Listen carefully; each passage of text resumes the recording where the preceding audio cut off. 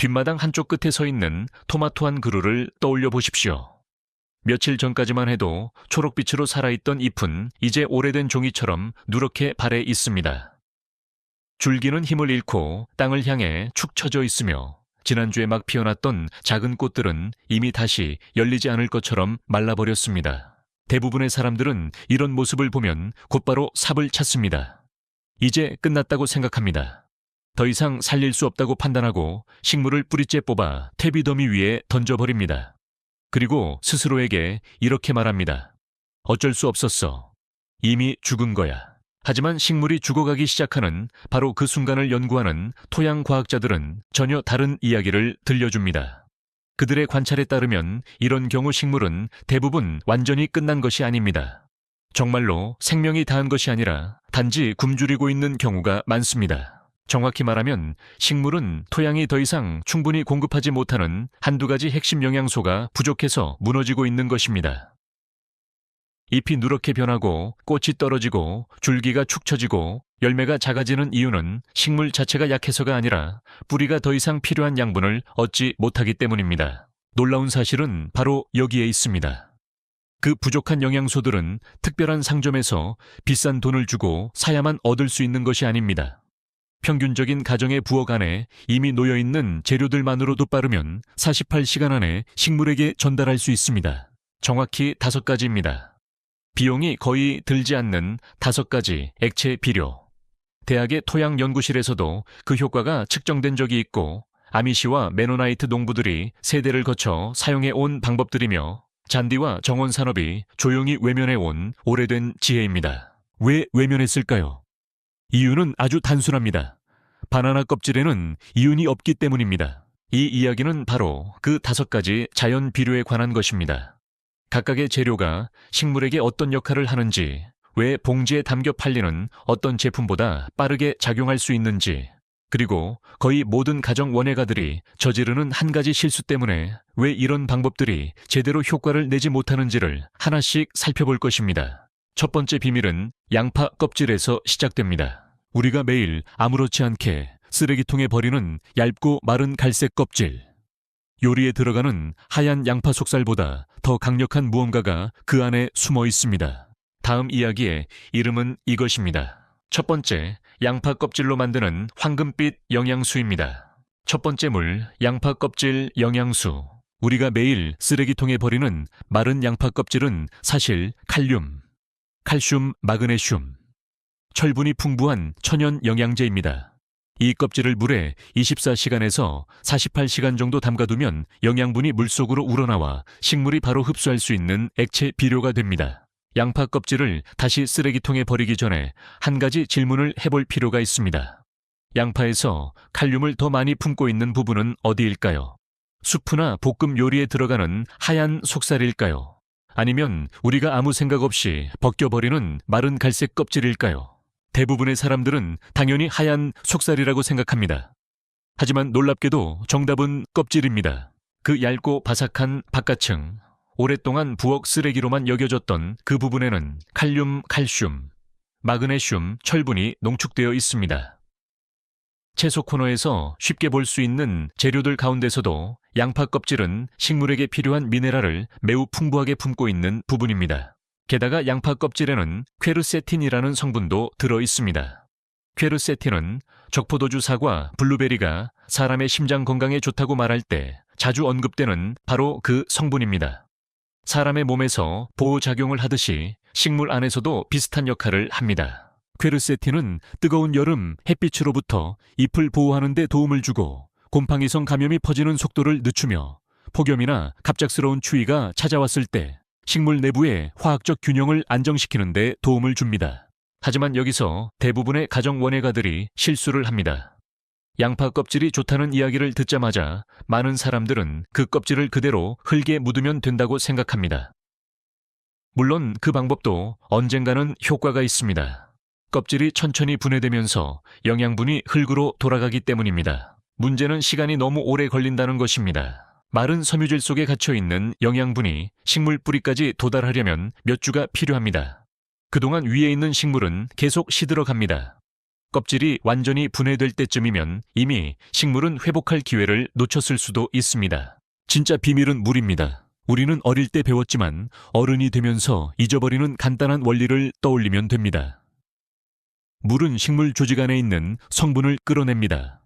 티백을 뜨거운 물에 넣으면 색과 향이 우러나오듯이 양파 껍질도 물속에서 미네랄을 서서히 풀어냅니다. 방법은 아주 간단합니다. 마른 양파 껍질 한 줌, 유리병 하나, 그리고 수돗물만 있으면 됩니다. 양파 껍질을 병에 넣고 물을 부은 뒤 실온에서 24시간에서 48시간 정도 그대로 둡니다. 하루가 지나면 물빛이 옅은 차처럼 변하기 시작합니다. 이틀째가 되면 깊은 호박색에 가까운 색으로 짙어집니다. 그 색은 우연히 생긴 것이 아닙니다. 그것은 칼륨, 마그네슘, 칼슘, 그리고 퀘르세틴 화합물이 양파 껍질 조직에서 빠져나와 물속으로 녹아들고 있다는 증거입니다. 이렇게 미네랄이 물에 녹아들면 식물은 더 이상 분해 과정을 기다릴 필요가 없습니다. 뿌리는 그 액체를 바로 흡수할 수 있습니다. 퇴비화도 필요 없고 오래 기다릴 필요도 없고 흙 속에서 천천히 썩기를 기다릴 필요도 없습니다. 잎이 누렇게 변한 토마토의 밑동에 이 호박빛 액체를 부어보십시오. 열매를 맺지 못하고 멈춰버린 고추 주변에 천천히 흘려보내 보십시오. 며칠 안에 변화가 시작됩니다. 줄기가 조금씩 단단해지고 새 잎은 더 깊은 초록빛으로 올라오며 일주일 안에 꽃이 다시 늘어나는 경우도 있습니다. 그리고 많은 원예책들이 잘 말하지 않는 중요한 사실이 하나 더 있습니다. 식물의 자체 면역체계도 더 강하게 반응하기 시작합니다. 식물에게도 외부 스트레스와 병원균에 맞서는 방식이 있으며 퀘르세틴은 그 방어 반응을 도와줍니다. 줄기 썩음은 느려질 수 있고 어린 모종의 시들림도 줄어들 수 있습니다. 주말이면 뽑혀 나갔을 식물이 계절이 끝날 때까지 살아남는 경우도 있습니다. 그런데 이상하게도 이런 방법은 텔레비전 원예 프로그램에서 거의 들을 수 없습니다. 이유는 복잡하지 않습니다. 북미의 어떤 비료 회사도 양파 껍질 차를 중심으로 큰 사업을 만들 수 없기 때문입니다.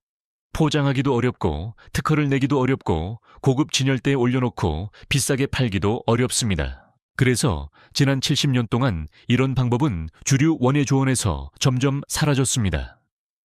플라스틱 봉지에 담긴 파란 결정 비료가 더 뛰어나서가 아닙니다. 그 결정에는 로고를 찍을 수 있고 상자에 담아 팔 수 있기 때문입니다. 양파 껍질 영양소는 식물에게 직접 먹이를 줍니다. 하지만 다음 재료는 식물 자체를 먹이는 것이 아닙니다. 훨씬 더 중요한 존재를 먹입니다. 바로 정원흙의 가장 윗부분 눈에 보이지 않는 수십억의 미생물 일꾼들입니다. 그것이 식물 성장의 모든 것을 바꿉니다. 두 번째, 물 발효 쌀뜨물. 매일 저녁 싱크대 배수구로 흘려보내는 뿌연 물이 있습니다. 쌀을 씻고 남은 물 우리가 아무 가치 없다고 생각하는 쌀뜨물입니다. 그런데 이 물이 현미경 아래에서 연구된 가장 강력한 토양 처리제 중 하나라면 어떨까요? 과장처럼 들릴 수 있습니다. 하지만 그렇지 않습니다. 쌀뜨물에는 전분 비타민 B군 그리고 소량의 철분과 아연이 들어있습니다. 쌀을 씻은 직후에 신선한 쌀뜨물도 정원에 어느 정도 도움이 됩니다. 하지만 진짜 변화는 며칠 뒤에 시작됩니다. 이 물을 뚜껑 있는 병에 담아 실온에 두면 조용한 발효가 일어납니다. 며칠이 지나면 액체에서 아주 약한 신맛이 올라옵니다. 마치 사워도우 반죽이 막 살아나기 시작할 때 나는 냄새와 비슷합니다. 대부분의 사람들은 이 냄새를 맡고 물이 상했다고 생각해버립니다. 그래서 버립니다. 하지만 바로 그 순간이 가장 가치 있는 순간입니다. 그 신냄새는 미생물이 폭발적으로 늘어났다는 신호입니다. 젖상윤과 야생 효모가 액체 안으로 들어와 쌀뜨물을 완전히 다른 것으로 바꾸어 놓은 것입니다. 여기서 일본의 농업과학자인 히가 테루오 박사의 연구가 중요해집니다. 1980년대에 류큐대학교 교수였던 히가 박사는 유용 미생물, 흔히 EM이라고 불리는 개념을 소개했습니다. 그의 연구는 특정한 유익 미생물을 고갈된 토양에 넣으면 몇 주 안에 흙의 생명력이 다시 살아날 수 있다는 점을 보여주었습니다. 오늘날 이 M 기술은 전 세계 150개국이 넘는 농장에서 사용되고 있습니다. 그런데 그 핵심에 있는 미생물과 비슷한 존재들이 발효된 쌀뜨물 속에서 자연스럽게 생겨납니다. 비용도 들지 않고 배송비도 필요 없습니다. 이 액체를 정원 흙에 부으면 땅속에서 무슨 일이 일어날까요? 쌀뜨물 속의 박테리아와 효모는 식물 뿌리 주변에 이미 살고 있던 미생물들과 만나게 됩니다. 쌀뜨물에 들어있는 전분과 당분은 그들에게 풍성한 식사가 됩니다. 그러면 토양 미생물군이 깨어나고 증식하고 일을 시작합니다.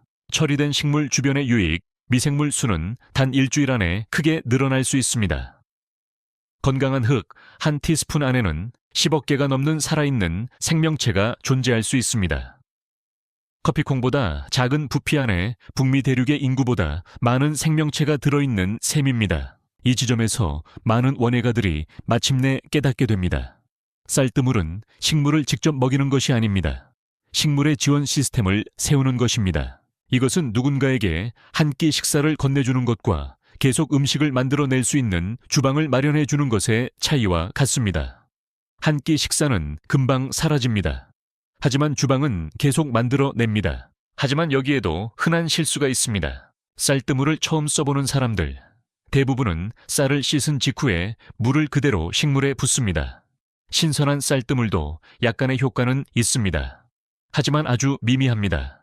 진짜 힘은 3일에서 5일 정도 발효된 쌀뜨물에서 나옵니다. 냄새가 신호입니다. 액체에서 아주 약한 신맛이 느껴지지 않는다면 아직 준비되지 않은 것입니다. 발효 단계를 건너뛰는 것이 사람들이 이 방법을 한번 시도해보고 별다른 변화를 보지 못한 뒤 다시는 사용하지 않는 가장 큰 이유입니다. 또 하나 중요한 규칙은 희석입니다. 발효 쌀뜨물은 흙에 닿기 전에 반드시 물과 섞어야 합니다. 대략 쌀뜨물 1에 깨끗한 물 10의 비율이 적당합니다. 원액 그대로 사용하면 산성이 너무 강해 어린 뿌리를 자극할 수 있습니다. 특히 모종에는 더 조심해야 합니다. 하지만 제대로 희석하면 성장기 내내 매주 사용할 수 있을 만큼 부드럽고 안전한 토양 보강제가 됩니다. 쌀뜨물은 흙의 생명을 깨웁니다. 하지만 오늘 이미 쓰러지고 있는 식물은 흙이 천천히 회복되기를 기다릴 시간이 없습니다. 그런 식물에게는 해가 지기 전에 마실 수 있는 음식이 필요합니다. 그래서 세 번째 방법이 존재합니다. 세 번째 물채소, 찌꺼기 발효액. 미국의 거의 모든 냉장고 안에는 이런 것이 하나쯤 있습니다.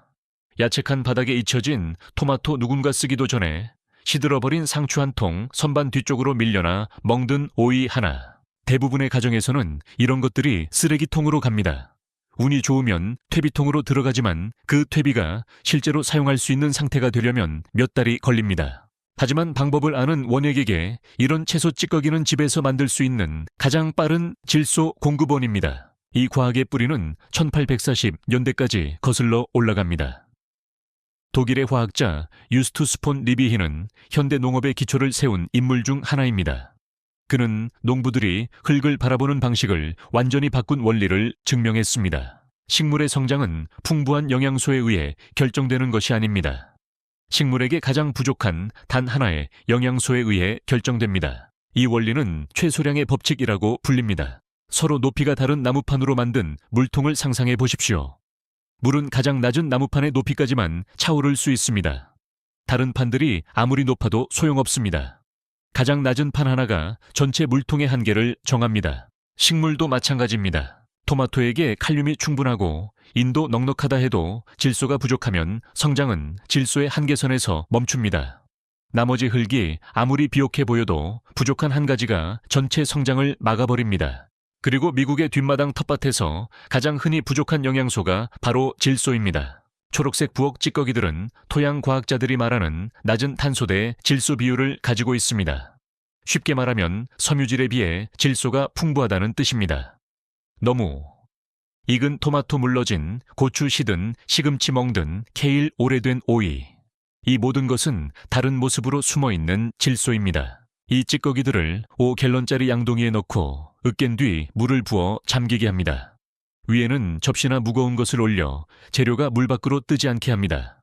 그리고 약 2주 동안 발효시킵니다. 그동안 놀라운 일이 일어납니다. 물속의 박테리아가 식물 세포를 분해합니다. 조직 안에 갇혀있던 질소가 풀려나 액체 속으로 들어갑니다. 이 과정을 질소 무기화라고 부릅니다. 그리고 물속에서는 일반 퇴비더미보다 훨씬 빠르게 일어납니다. 완성된 액체는 아름답지 않습니다. 어둡고 탁하며 냄새도 강합니다. 하지만 바로 그 냄새가 준비되었다는 증거입니다. 늦여름에 발효 중인 퇴비차통 옆을 지나가 본 원예가라면 그 냄새를 압니다. 흙냄새가 나면서도 강하고 잊기 어려운 냄새입니다. 이 발효액은 반드시 희석해야 합니다. 대략 발효액 1에 깨끗한 물 30의 비율로 섞은 뒤 식물 밑동의 흙에 부어줍니다. 4일에서 6일 안에 변화가 눈에 보이기 시작합니다. 창백하고 지친 잎은 2단계쯤 더 짙은 초록색으로 변합니다. 이전에는 아무것도 나오지 않던 잎 겨드랑이에서 새순이 밀고 나옵니다. 줄기는 밑부분부터 두꺼워집니다. 월요일에는 끝난 것처럼 보였던 식물이 토요일에는 새 꽃을 준비하고 있을 수도 있습니다. 하지만 이 방법은 여름마다 많은 정원을 망치는 위험한 실수도 함께 가지고 있습니다. 결과가 좋다는 이야기를 들은 사람들은 이 액체를 잎에 직접 뿌리거나 원액 그대로 붓고 싶어 합니다. 둘 다 재앙이 될 수 있습니다. 이 액체는 잎에 닿으면 화상을 일으킬 만큼 강할 수 있습니다. 원액 상태로 뿌리에 닿으면 뿌리털을 회복하기 어려울 정도로 손상시킬 수 있습니다. 이 방법은 반드시 흙의 정확한 희석 비율로 뿌리 주변에 적용해야 합니다. 더 진하게 쓰면 안 됩니다. 잎에 뿌려서도 안 됩니다. 많은 가정 원예가들이 깨닫지 못하는 조용한 진실이 하나 있습니다. 평균적인 가정의 부엌은 작은 채소밭이 한 달 동안 필요로 하는 것보다 더 많은 질소를 단 일주일 만에 만들어냅니다. 영양분은 부족한 것이 아닙니다. 단지 정원으로 가지 않고 매립지로 향하고 있을 뿐입니다. 그 흐름의 절반만이라도 흙으로 돌려보낼 수 있다면 한 계절 안에 비료를 사야 할 필요가 크게 줄어듭니다. 질소는 식물의 배고픔 문제를 해결합니다. 하지만 쓰러지는 식물들은 대부분 한 가지 영양소만 부족한 것이 아닙니다. 5가지, 6가지 영양소가 서로 다른 양으로 동시에 부족할 수 있습니다. 그럴 때는 단일 재료만으로 부족합니다. 정원에는 하나의 완성된 처방이 필요합니다. 4번째 물 부엌표 종합 회복수. 만약 약해진 식물마다 부족한 영양소 조합이 조금씩 다르다면 거의 모든 결핍을 한 번에 덮어줄 수 있는 혼합물이 있을까요? 그것도 대부분의 가정이 아침 식사 전에 버리는 재료들만으로 만들 수 있다면 어떨까요? 그런 혼합물은 실제로 존재합니다. 이것은 하나의 요리법처럼 만들어집니다. 각 재료는 특정한 역할을 맡습니다. 그리고 각각이 무엇을 하는지 이해하는 것이 절반만 효과가 나는 액체와 하룻밤 사이에 식물을 살릴 수 있는 회복액을 가르는 차이입니다. 먼저 아침 식탁에서 쉽게 나오는 3가지 재료로 시작합니다. 바나나 껍질은 칼륨을 제공합니다. 칼륨은 식물이 꽃을 피우고 열매를 맺으며 세포 안에서 물을 이동시키는 능력과 깊은 관련이 있습니다. 칼륨이 부족한 토마토는 작고 물러 보이는 열매를 맺고 익어가는 동안 껍질이 갈라지기 쉽습니다. 잘게 부순 달걀 껍데기는 탄산칼슘을 제공합니다. 칼슘은 식물 세포벽의 기본 재료입니다. 토마토 정원에서 가장 답답한 문제 중 하나인 배꼽썩은병, 즉 멀쩡해 보이는 열매의 밑부분이 검게 꺼지는 증상은 칼슘 부족과 깊은 관련이 있습니다. 그리고 커피를 내리고 난 뒤 필터에 남는 사용한 커피 찌꺼기는 천천히 방출되는 질소를 더하고 흙의 물리적 구조를 개선하는 데 도움을 줍니다. 여기서 인터넷 원예 정보 중 상당히 잘못 알려진 부분을 바로잡을 필요가 있습니다. 수십 년 동안 많은 사람들은 커피 찌꺼기가 흙을 산성으로 만든다고 들어왔습니다. 이것은 절반의 진실이 완전한 신화로 커진 사례입니다. 추출하지 않은 신선한 커피 가루는 실제로 산성을 띱니다. 하지만 가정용 커피 메이커나 프렌치 프레스에서 이미 한번 우려낸 커피 찌꺼기는 거의 중성에 가깝습니다. 대학 토양 연구실의 측정에 따르면 사용한 커피 찌꺼기는 pH 6.5에서 6.8 정도로 대부분의 채소밭이 좋아하는 범위와 거의 일치합니다. 즉 사용한 커피 찌꺼기는 정원 흙을 급격히 산성화하지 않습니다. 대신 유기물을 더하고 지렁이를 끌어들이며 배수를 개선하고 몇 주에 걸쳐 질소를 천천히 방출합니다. 커피 찌꺼기는 유용합니다. 다만 많은 사람들이 생각하는 이유 때문은 아닙니다. 여기에 2가지 특별한 재료를 더하면 이 처방은 평범한 혼합물에서 훨씬 강력한 회복액으로 바뀝니다. 첫 번째는 앱솜 소금입니다. 정확히 말하면 황산 마그네슘입니다. 마그네슘은 지구상의 모든 초록잎에 들어있는 엽록소 분자의 정중앙에 위치합니다. 마그네슘이 없으면 엽록소가 없습니다. 엽록소가 없으면 광합성도 없습니다. 마그네슘이 부족하면 잎맥은 초록색으로 남아있는데 인맥 사이의 조직만 노랗게 변하는 증상이 나타납니다. 이것을 인맥 사이 황화 또는 연맥간 황화라고 부릅니다. 앱솜 소금 한 스푼을 혼합액에 녹이면 식물에게 직접적인 마그네슘 보충을 줄 수 있고, 원인이 정말 마그네슘 부족이라면 며칠 안에 변화가 나타날 수 있습니다. 하지만 여기에는 중요한 주의사항이 있습니다. 잎이 노랗게 변하는 이유는 여러 가지입니다. 질소 부족은 주로 오래된 잎부터 노랗게 만듭니다. 철분 부족은 어린 잎을 먼저 노랗게 만듭니다. 물을 너무 많이 주거나 뿌리 썩음이 생겨도 식물 전체가 누렇게 변할 수 있습니다. 앱솜 소금은 마그네슘 부족에 대한 처방입니다. 원인이 마그네슘 부족이라면 변화는 빠르고 극적일 수 있습니다. 그러나 원인이 다른 곳에 있다면 거의 도움이 되지 않습니다. 오히려 계속 반복해서 넣으면 흙의 영양 균형을 깨뜨릴 수 있습니다. 교훈은 단순합니다. 치료하기 전에 먼저 진단해야 합니다. 두 번째 특별한 재료는 블랙스트랩 몰라세스, 즉 진한 당밀입니다. 일반 설탕 시럽이나 가벼운 당밀이 아니라 사탕수수를 마지막으로 끓일 때 나오는 아주 진하고 거의 쓴맛이 나는 검은 당밀입니다. 블랙스트랩 몰라세스에는 철분과 미량 미네랄이 풍부합니다. 하지만 이 처방에서 진짜 역할은 따로 있습니다. 많은 원예 웹사이트가 제대로 설명하지 않는 부분입니다. 몰라세스는 미생물의 먹이입니다. 이 혼합액 1갤런에 블랙스트랩 몰라세스 한 스푼을 넣는 것은 액체 속에 유익한 박테리아들에게 저녁 식사종을 울리는 것과 같습니다. 몇 시간 안에 미생물 수가 늘어납니다. 활발해진 미생물들은 바나나 껍질 달걀 껍데기 커피 찌꺼기를 스스로 분해될 때보다 훨씬 빠르게 풀어줍니다. 몰라세스가 없는 혼합액은 제대로 쓸 수 있을 때까지 3주가 걸릴 수 있습니다. 하지만 몰라세스가 들어간 혼합액은 3일만 해도 사용할 준비가 될 수 있습니다. 바나나 껍질 잘게, 부순 달걀 껍데기 사용한 커피 찌꺼기, 앱솜 소금 블랙스트랩 몰라세스를 약 1갤런에 따뜻한 물에 넣고 뚜껑을 덮은 양동이에서 3일에서 5일 정도 우려냅니다. 그 결과물은 칼륨, 칼슘, 질소, 마그네슘, 철분, 미량 미네랄, 그리고 살아있는 미생물 문화를 한 번에 담은 전천후 회복액이 됩니다. 이 방법에서 가장 흔한 실수는 아주 단순합니다. 몰라세스를 빼먹는 것입니다. 그 미생물 촉매가 없으면 바나나 껍질과 달걀 껍데기는 물속에서 천천히 몇 주에 걸쳐 조금씩 영양분을 내놓습니다. 하지만 몰라세스가 들어가면 그 방출은 며칠 안에 일어납니다. 단 한 스푼의 차이입니다. 그것이 느리게 떨어지는 비료와 즉각적인 구조 처방을 가르는 차이입니다. 이 처방은 현대에 부엌에서 나오는 재료들을 사용합니다. 그러나 마지막 방법은 이 모든 재료보다 오래되었습니다.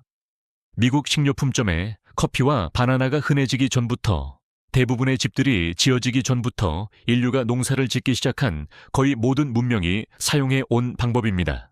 다섯 번째 물, 완숙 분뇨차. 1913년 이전에는 합성 비료라는 것이 존재하지 않았습니다. 지구상의 모든 농장은 아이오와에서 아일랜드까지 인도의 상이슬까지 거의 같은 두 가지 재료에 의존했습니다. 동물의 분뇨와 퇴비였습니다. 그 후 독일의 화학자 프리츠 하버와 엔지니어 카를 보슈가 공기 중의 질소를 뽑아 암모니아로 바꾸는 공정을 만들어냈습니다. 오늘날 하버 보슈 공정이라고 불리는 이 발명은 현재 살아있는 인류의 절반을 먹여 살린 기술로 평가받기도 합니다. 하지만 이 기술은 동시에 지난 100년 동안 산업화된 세계의 농경지에서 생명을 조용히 빼앗아간 과정이기도 했습니다. 이것이 원예책에서 거의 설명하지 않는 거래의 이면입니다. 합성 질소는 수십억 명을 먹여 살렸습니다. 하지만 동시에 농부들에게 흙을 먹이는 대신 식물만 먹이는 방식을 가르쳤습니다. 그 결과는 이제 우주에서도 보입니다. 멕시코만의 죽음의 지대, 미국 대평원에 무너진 토양 구조, 그리고 정원을 진정으로 살아있게 만드는 미생물 생명의 서서한 손실입니다. 하지만 가정 원액에게 오래된 방법은 여전히 작동합니다. 뒷마당에서 죽어가는 식물을 살릴 때 이 오래된 방법은 여전히 합성 비료보다 나은 결과를 줄 수 있습니다. 이 방법은 보통 분뇨차라고 불립니다. 에팔레치아 산지와 펜실베이니아 시골의 옛 농부들 사이에서는 또 다른 이름으로 불리기도 했습니다. 거대한 티백입니다. 준비는 이 목록의 다른 방법들만큼이나 단순합니다. 닭소 토끼에 오래되고 마른 분뇨한 삽을 준비합니다. 반드시 신선한 것이 아니라 완전히 숙성된 것이어야 합니다.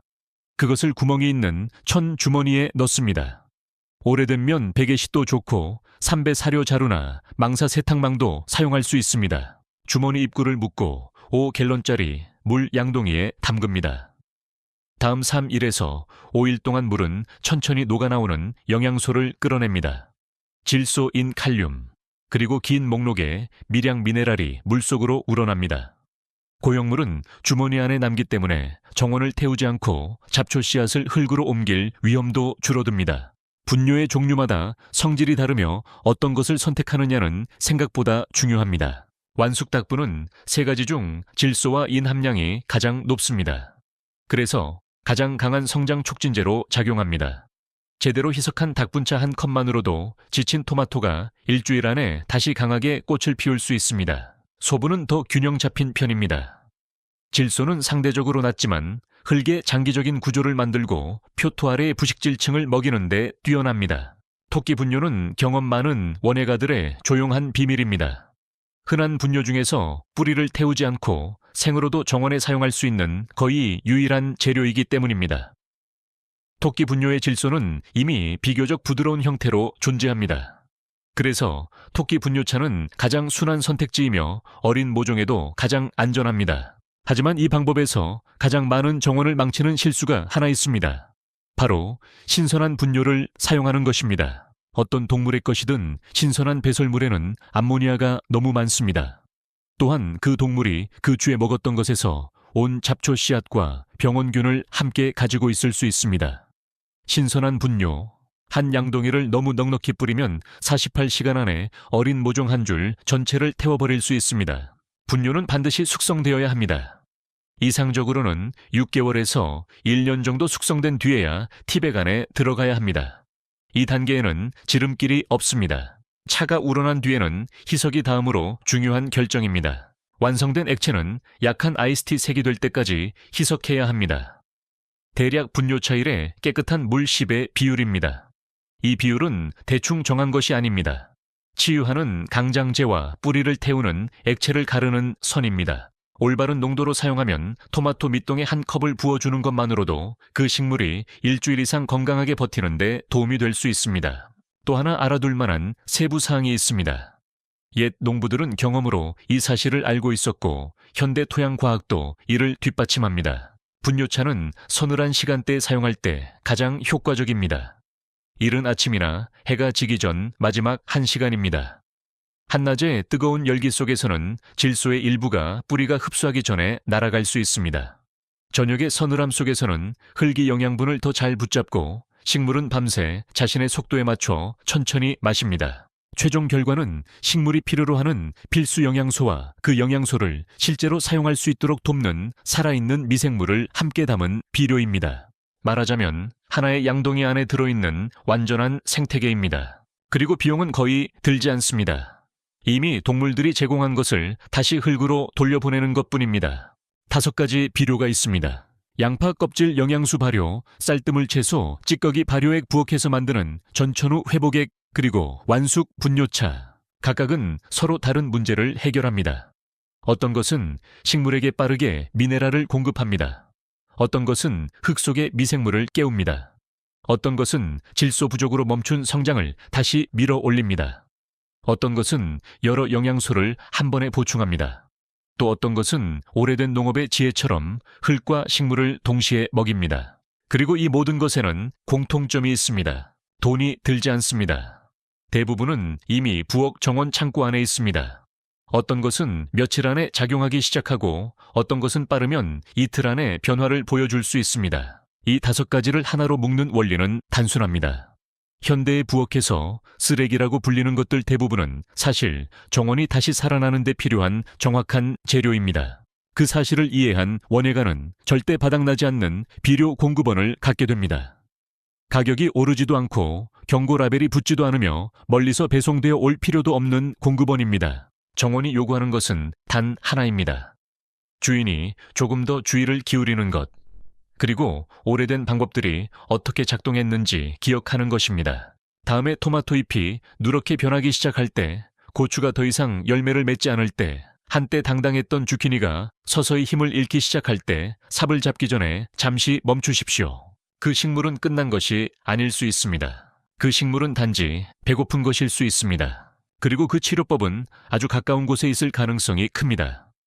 쓰레기통 안에, 싱크대 옆에 커피 필터 안에 쌀을 씻고 남은 물 속에 혹은 오래된 정원 창고 한쪽에 이미 놓여 있을 수 있습니다. 이 5가지 방법 중 하나라도 마음에 와닿았다면 먼저 어떤 방법을 시도해 볼지 생각해 보십시오. 양파 껍질을 모아 물에 담가 볼 수도 있고 쌀뜨물을 며칠 더 기다려 발효시켜 볼 수도 있습니다. 냉장고 속 시든 채소를 버리는 대신 발효액으로 바꿀 수도 있고 바나나 껍질과 달걀 껍데기 커피 찌꺼기를 모아 부엌표 회복 비료를 만들 수도 있습니다. 또는 오래된 농부들이 그랬듯이 완숙 분뇨차 한 양동이로 흙 전체를 다시 깨울 수도 있습니다. 중요한 것은 완벽하게 시작하는 것이 아닙니다. 다시 연결되는 것입니다. 부엌에서 나온 것은 흙으로 돌아갈 수 있습니다. 흙으로 돌아간 것은 식물을 살립니다. 식물이 살아나면 다시 우리에게 열매와 그늘과 생명을 돌려줍니다. 이것이 오래된 지혜의 순환입니다. 그리고 그 순환을 기억하는 집이 하나 늘어날 때마다 버려지는 쓰레기는 줄어들고 살아나는 정원은 늘어납니다. 그러니 다음번에 누군가 시들어가는 식물을 보고 이제 끝났어 라고 말한다면 조금 다르게 바라보십시오. 끝난 것이 아닐지도 모릅니다. 필요한 것은 삽이 아니라 물 한 병과 부엌에서 나온 작은 조각들일지도 모릅니다. 오래된 지혜를 계속 살려두십시오. 정원은 생각보다 더 많은 것을 기억하고 있습니다. 그리고 우리가 흙에게 다시 돌려주는 법을 배울 때 흙은 언제나 그보다 더 많은 것을 우리에게 돌려줍니다. 즐거운 정원 가꾸기를 바랍니다. 마지막으로 여러분은 이 5가지 물 중에서 어떤 것을 가장 먼저 시도해보고 싶으신가요? 댓글로 여러분의 선택을 남겨주세요. 이 영상이 도움이 되었다면 좋아요와 구독도 부탁드립니다. 그리고 정원을 가꾸는 가족이나 친구에게도 이 영상을 공유해주세요. 작은 부엌 쓰레기가 누군가의 죽어가는 식물을 다시 살릴 수도 있습니다. 행복한 정원 가꾸기 되세요.